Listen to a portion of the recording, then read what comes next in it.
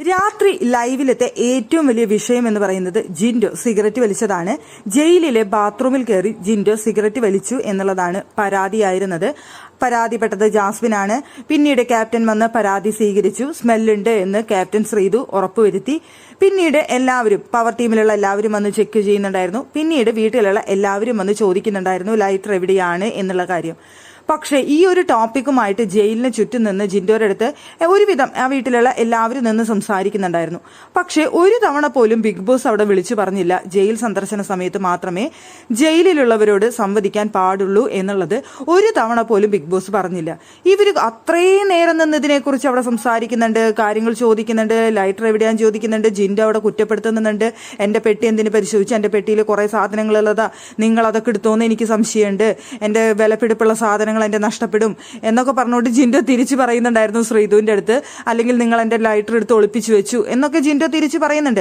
അപ്പൊ അങ്ങോട്ടും ഇങ്ങോട്ടും ഇവർ തമാശ രീതിയിൽ അങ്ങോട്ടും ഇങ്ങോട്ടും സംസാരിച്ചുകൊണ്ടേ ഇരിക്കുന്നുണ്ട്. എനിക്ക് തോന്നുന്നു 1 മണിക്കൂറിലധികം ഇവർ ആ ജയിലിന്റെ അവിടെ നിന്ന് സംസാരിച്ചിട്ടുണ്ട് രാത്രി സമയത്ത്. എന്നിട്ട് ഒരിക്കൽ പോലും ബിഗ് ബോസ് അത് വിളിച്ചു പറഞ്ഞില്ല എന്നുള്ളതാണ് അവിടെ എനിക്കൊരു കോമഡി ആയിട്ട് ഫീൽ ചെയ്ത കാര്യം. എന്താ വെച്ച് കഴിഞ്ഞാൽ ബിഗ് ബോസിനെ സംബന്ധിച്ചിടത്തോളം ഒരു കണ്ടന്റ് ആണ്, കണ്ടന്റ് കിട്ടട്ടെ എന്ന് കരുതി കാണും.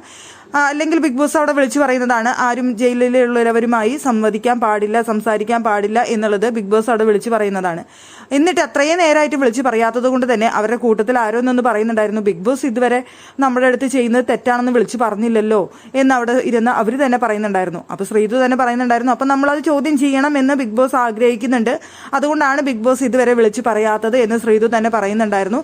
എന്തായാലും അത് അവിടെ ബിഗ് ബോസിന് ഇപ്പൊ ബാത്റൂമിന്റെ ഉള്ളിൽ കയറി നോക്കാൻ പറ്റാത്തത് കൊണ്ട് ഇനിയിപ്പോൾ അതിനെ കുറിച്ച് ചോദിക്കുകയില്ലയോ എന്നൊന്നും നമുക്കറിയില്ല. ജിൻഡോ വലിച്ചിട്ടില്ല എന്ന് പറഞ്ഞു കഴിഞ്ഞാൽ വലിച്ചിട്ടില്ല എന്ന് വിശ്വസിക്കാനേ നിവൃത്തിയുള്ളൂ. തെളിവിന് ഇപ്പോൾ ബാത്റൂമിനുള്ളിൽ ക്യാമറ ഇല്ലാത്തത് കൊണ്ട് നമുക്കതിപ്പോൾ ഉറപ്പിച്ച് പറയാനും പറ്റില്ല. അവിടെ എല്ലാവരും പറയുന്നു, കയറി നോക്കിയവരൊക്കെ പറയുന്നു ബാത്റൂമിന്റെ ഉള്ളിൽ സ്മെല്ലുണ്ട് എന്ന്. അത് നമുക്ക് ഉറപ്പിച്ച് പറയാനായിട്ട് പറ്റില്ല. വലിച്ചു ഇല്ലയോ എന്ന് നമുക്കും അറിയാത്തതായതുകൊണ്ട് വലിച്ചു എന്ന് നമുക്ക് തറപ്പിച്ച് പറയാനായിട്ട് പറ്റാത്ത അവസ്ഥയാണ്. പക്ഷെ ജിൻഡോയെ ചോദ്യം ചെയ്യാനായിട്ട് ബിഗ് ബോസ് മണിക്കൂറുകളോളം അവിടെ സമയം കൊടുത്തു എന്നുള്ളതാണ് എനിക്ക് തോന്നിയ ഒരു കാര്യം. അതിനുശേഷം എല്ലാവരും പിരിഞ്ഞു പോയതിനു ശേഷം വീണ്ടും വന്നിട്ട് സായി വന്ന് സംസാരിക്കുന്നുണ്ടായിരുന്നു കുറച്ച് നേരങ്ങൾക്ക് ശേഷം.